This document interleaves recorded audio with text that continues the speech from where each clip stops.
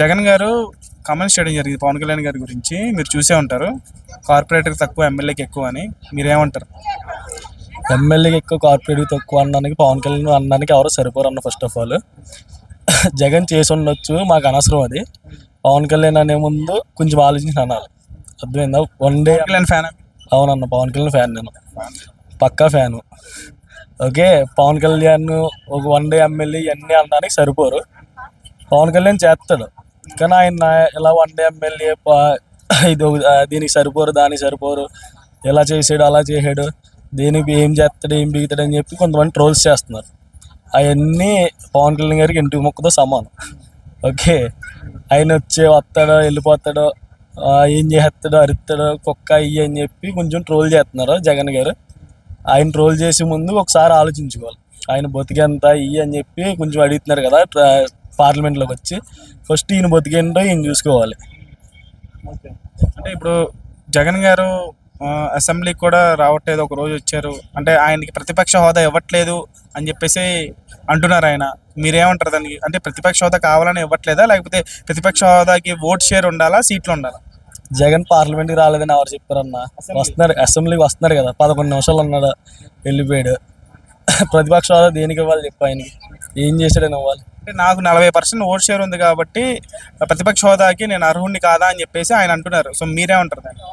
లేదన్న, 40% ఓటింగ్ ఉందని చెప్పి ఆయన అసెంబ్లీకి అటెండ్ అయ్యి అన్ని చేస్తే ప్రతిపక్ష హోదా ఇస్తారు. ఏం చేయడని చెప్పి పవన్ కళ్యాణ్ గారు ఏమంటారంటే దానికి 40% ఓట్ షేర్ కాదు, 18 అంటే మాకంటే, అంటే ఆయనకు వచ్చిన 21 సీట్లలో మాకంటే ఒక సీటు ఎక్కువ వచ్చినా మీకు ప్రతిపక్ష హోదా ఈరోజు వచ్చి ఉండేది, 11 సీట్లతో ప్రతిపక్ష హోదా రాదు అనేది ఆయన మాట. అంతే కదన్న.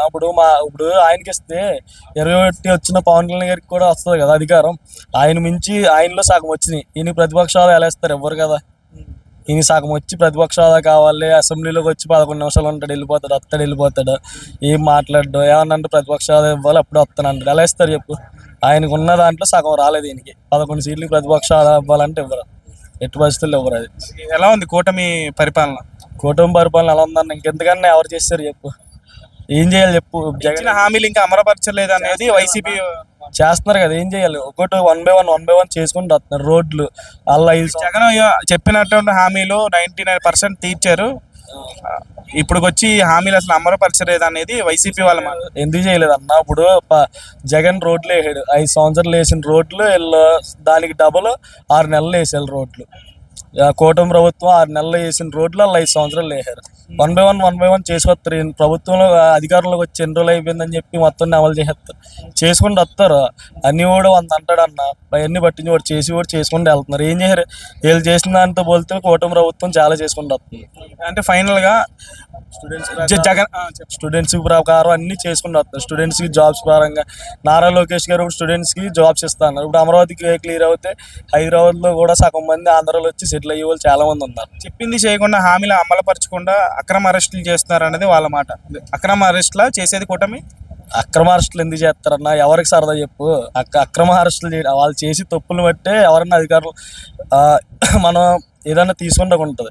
వాళ్ళు తప్పు చేశారు కాబట్టి పోసాని గారిని చేసింది అక్రమ అరెస్ట్ అంటారా లేదా కరెక్టే అంటారా? అది కరెక్ట్ అన్న. అక్రమ అరెస్ట్ దేని చేస్తారు చెప్పు? అప్పుడు పవన్ కళ్యాణ్ ఆయన బాగా శత్రువు, ఆయన పోసాని గారు అయ్యో మాట్లాడినారు, అవన్నీ అతను పట్టించుకోలేదు కదా.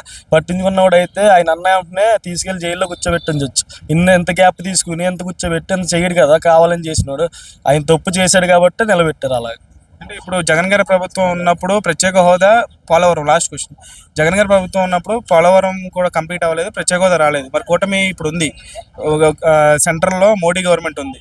సో వీళ్ళు ముగ్గురు ఇప్పుడు ఒకటి కాబట్టి పోలవరం కానీ ప్రత్యేక హోదా కానీ వస్తుందంటారా? వస్తుంది అన్న, తప్పకుండా వస్తుంది. కొంచెం టైం పడుతుంది, ఖచ్చితంగా వస్తుంది. ప్రత్యేక హోదా అనేది కూటమి ప్రభుత్వంలోనే వస్తుంది. కూటమి ప్రభుత్వంలోనే వస్తుంది. థ్యాంక్ యూ అన్న.